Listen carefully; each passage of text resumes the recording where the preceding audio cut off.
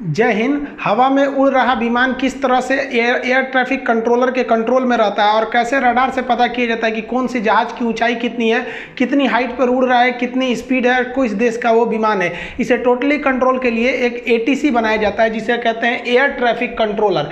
ये एक टावर में बैठा रहता है, एयरपोर्ट पर ही इसकी ड्यूटी होती है। ये टावर बहुत ऊँचा होता है, लिफ्ट से लोग इसमें जाते हैं।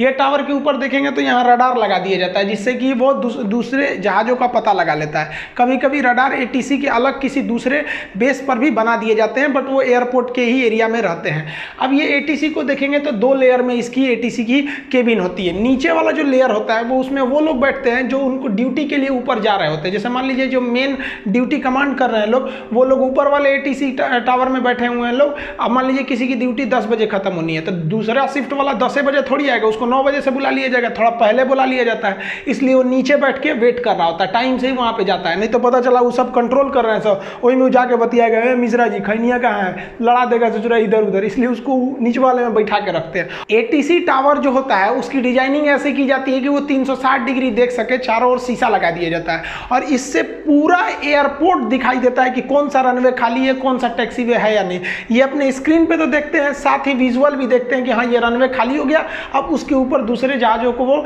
लैंड कराने के लिए अलाउ कर देते हैं। ATC टावर में बैठे कंट्रोलर्स के पास पूरा एयरपोर्ट का नक्शा होता है। जिस तरह से स्टेशन मास्टर के पास पूरा स्टेशन का नक्शा होता है, कौन सा ट्रैक किधर जा रहा है, वैसे ही इन लोग के पास पूरा एयरपोर्ट का नक्शा होता है कि टैक्सी वे किधर है, कौन सा रनवे है। मतलब बड़े एयरपोर्ट पे 2-2, 3-3 रनवे होते हैं, तो ये टोटल इन लोगों के पास नक्शा होता है। जो रनवे या जो टैक्सी वे बिजी होता है वहाँ पर ब्लिंक करते रहता है कि ये वाला एरिया थोड़ा सा बिजी है। अब तो ATC के जितने चीज़ें आ गए हैं वो हर चीज़ ऑटोमेटिक आ गए हैं। नहीं तो पहले यहाँ पर एक देखिएगा तो एक चौकोर सा यहाँ पे ये लोग रखे हुए हैं लोग। इस पर क्या हुआ रहता था, लिखा रहता था कि जहाज़ की टाइमिंग, कौन सा जहाज़ है, कैसे आएगा। तो जो जहाज़ है अभी लैंडिंग, जो जैसे स्टेशन पर कैसे होता है, शेड्यूल होता है कि दिल्ली से कितनी ट्रेनें खुलेंगी, कितनी जाएंगी, उसी तरह से हर एयरपोर्ट का शेड्यूल होता है कि कितनी जहाज़ें यहाँ डेली आती हैं और कितनी जाती हैं। तो जो शेड्यूल वाला होता है उसको यहाँ रख लिया जाता है, उस पर सारा लिस्ट लगा रहता है। जो लैंड कर जाती है उनको एक अलग उसमें रख देते हैं लोग। और लैंड की है तो यहीं थोड़े रहेगी, उड़ के जाएगी यहाँ पर, तो जो चली गई है उसको नीचे गिरा देते हैं लोग यहाँ पर, ताकि इसको पता रहे कि इतनी जहाजें अभी आने वाली है, इतनी लैंड कर चुकी हैं, इनका फाइनल हो चुका है, ये टोटल खत्म हो जाता है। तो ये पहले इस तरह से होता था। अभी तो हर चीज का स्क्रीन टच एक पैनल आ गया, उसी में ये लोग कर लेते हैं। इन लोग को जहाज की जो जानकारी पहले दी जाती थी वो प्राइमरी रडार PR से मिलती थी। प्राइमरी रडार पे केवल जहाज पता चलता था, ये जहाज आ रहा है, उसका स्पीड और लोकेशन नहीं पता चल पाता था। इसलिए एक सेकेंडरी सर्वेलांस रडार लगाया गया। ये सर्वेलांस पता लगा लेता है, प्राइमरी रडार के ठीक ऊपर फिट हुआ रहता है सेकेंडरी सर्वेलांस रडार, जिसे हम सेकेंडरी रडार के नाम से जानते हैं। ये रडार बहुत ही एडवांस होता है। ये एक तरह का क्वेश्चन आंसर करते रहता है जहाज से। वो इधर से इंट्रोगेट करता है एक अलग फ्रीक्वेंसी पे, जैसे ये देखिए 1030 हर्ट्ज की फ्रीक्वेंसी पे छोड़ा है मेगाहर्ट्ज, वो 1090 मेगाहर्ट्ज पे वो छोड़ा है। तो ये एक दूसरे से कम्युनिकेट करते रहते हैं जहाज से। जहाज का जो कॉकपिट होता है जिसमें पायलट बैठता है, वहां एक इंस्ट्रूमेंट लगा रहता है जिसे ट्रांसपॉन्डर कहते हैं। ये ट्रांसपॉन्डर 2 चीजों से मिलकर बना है, ट्रांसमिट मतलब छोड़ना और रिस्पॉन्ड मतलब जवाब देना। तो ये जो होता है ना, जैसे यहां से आपका सेकेंडरी रडार कोई सिग्नल भेजेगा इसके ट्रांसपॉन्डर में यहां पर, तो ये क्या करेगा, ये सवाल सिग्नल नहीं भेजा, एक तरह का क्वेश्चन आंसर कर रहा है, इंटरोगेट कर रहा है कि तुम कहां के जहाज हो, कितना के स्पीड में हो, कितना ऊंचाई पर हो, कहां जाओगे।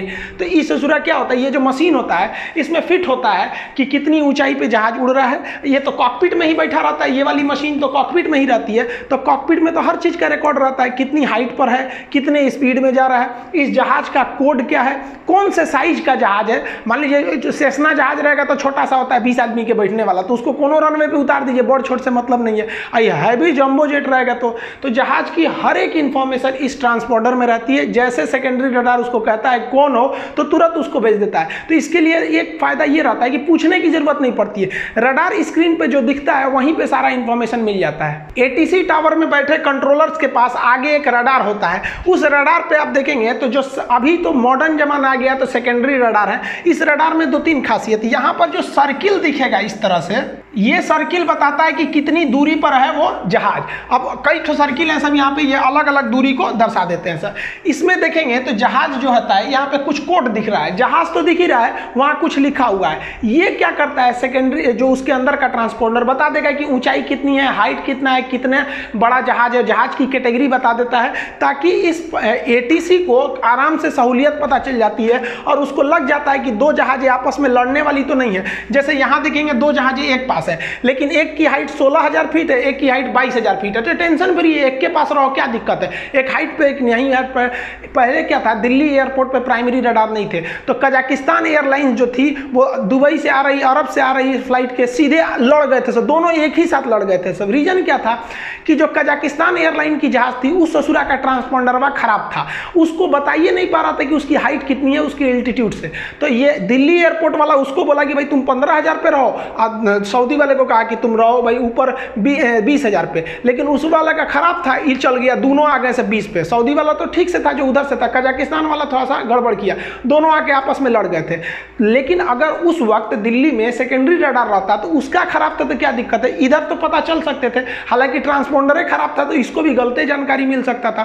तो ये सेकेंडरी रडार बहुत मदद करता है। सेकेंडरी रडार में आप देखेंगे कई इंफॉर्मेशन लिखे रहते हैं, इसमें एयरक्राफ्ट की आईडी रहती है कि कौन से देश का जहाज है, उसमें एल्टीट्यूड लिखा रहता है, डेस्टिनेशन कहाँ जाना है उसको ये कोई ज़रूरी नहीं है, लेकिन स्पीड और एयरक्राफ्ट का टाइप यहाँ लिखा रहता है। तो ये यहाँ पर आपको एक जहाज दिख रही है, ये वाला एरिया ऐसे, अब ये जहाज का यहाँ सारा इंफॉर्मेशन दे दिया, यहाँ पर एक जहाज दिख रही है, यहाँ इसका सारा इंफॉर्मेशन दे दिया।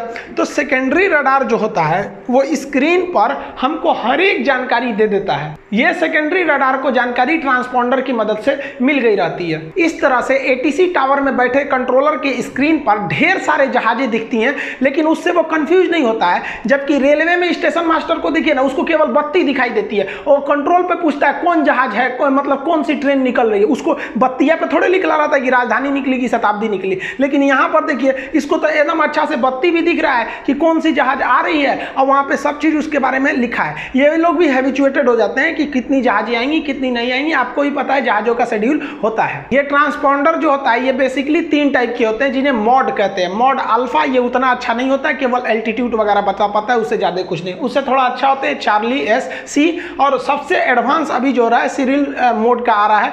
ये जो होता है एस टाइप का जो ट्रांसपोंडर होता है ये हर एक इंफॉर्मेशन दे देता है। अभी जितने बड़े जहाज हैं उसमें मॉड एस टाइप का ही ट्रांसपोंडर लगाना पड़ेगा।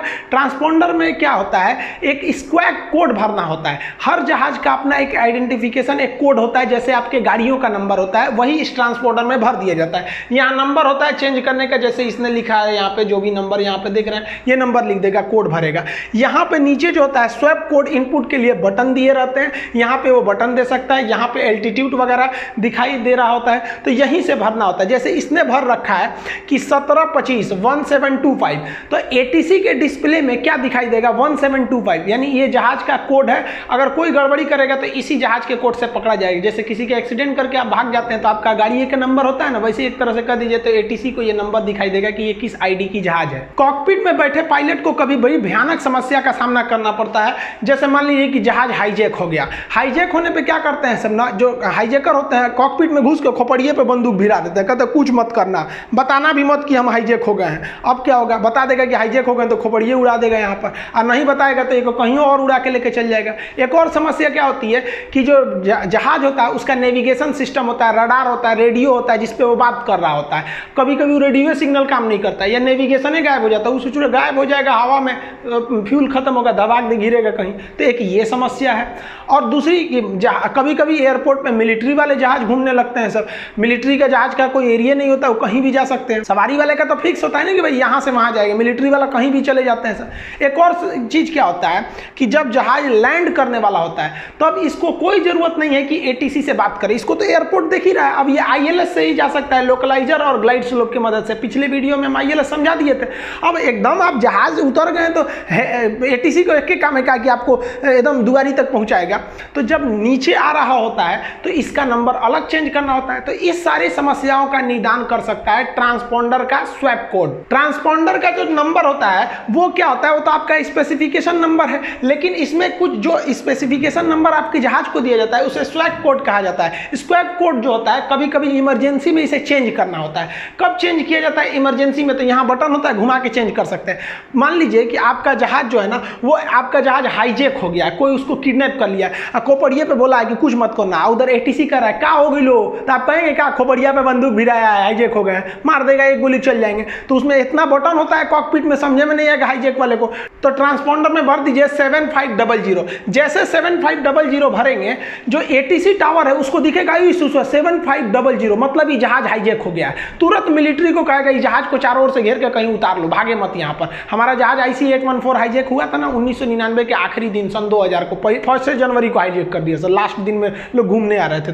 तो उस समय एटीसी जो सोचा दिल्ली तक जहाज चली आई थी, पता ही नहीं चल रहा था कि उन लोग को हाईजेक हो गई है। हालांकि उन लोग को अमृतसर एयरपोर्ट पे उतारा भी गया था, हम लोग बहुत मौका गंवा दिए थे। एक और चीज, तो ये आप समझ गए इमरजेंसी स्वैप कोड क्या हो सकता है। 75 भरा तो हाईजेक है, अगर 7600 भर दिया है तो मतलब समझिए कि उसका नेविगेशन फेल हो गया है। नेविगेशन फेल का मतलब कि देखिए हाईजेक हुआ है तो भरेगा स्वैप कोड, क्या भरेगा 7500। तो जैसे दिखेगा समझ गया हाईजेक है। नेविगेशन फेल, उसका सिग्नल काम नहीं कर रहा था, पूछेगा कैसे हम जाएंगे कि नहीं। तब इसको क्या किया जाता है, एक दूसरा जहाज इसके बगल में मिलिट्री वाला भेजा जाता है, ये उससे बात करता है कि भाई साहब ऐसा ऐसा समस्या है, तो अब मिलिट्री वाला फिर एटीसी से बात कर लेता है, तो ये भर देगा 7600। अब क्या होता है, मिलिट्री वाला जहाज को परमिशन नहीं होना है, इसको कोई रोक टोक नहीं करता है, तो इसके लिए 00 या 777 4 का प्रयोग किया जाता है। दोनों अलग अलग चीजें होती हैं।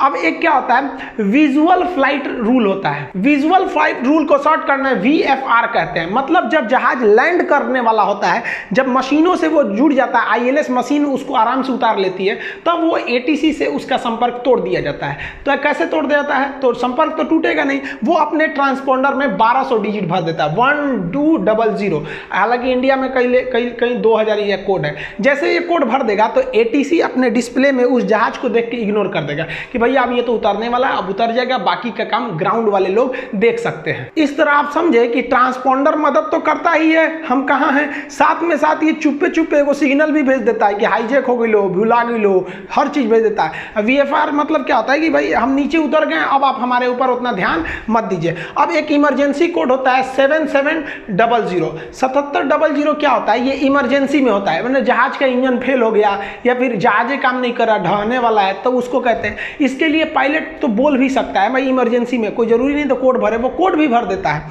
और बोल भी देता है पैन पैन पैन। मतलब अगर उसका एक इंजन फेल हुआ है तो पैन पैन पैन बोलेगा, और दोनों फेल हो गया तो मेडे मेडे मेडे, मतलब अब हम एकदम कंट्रोल के बाहर है। तो जैसे ये ATC को स्क्रीन पे 7700 दिख गया या फिर मेडे मेडे या पैन पैन सुनाई दिया, सारा एयरपोर्ट को क्लियर कर देगा, कहेगा भाई जहां मन उतर जाओ, कोई दिक्कत नहीं, जहां मन उतर जाओ, सब खाली है तुम्हारे लिए। अब इस बार जो कोझिकोड में दुर्घटना हुई, अब वहां ना पैन पैन बोला गया ना मेडे मेडे बोला गया। ब्लैक बॉक्स में पूरी रिपोर्ट आएगी कि बोला गया था या नहीं बोला गया था। अभी तक तो नहीं पता चल पाया है कि कोझिकोड में क्यों हुआ था, क्योंकि दो बार गो अराउंड होने का मतलब कुछ ना कुछ तो प्रॉब्लम है।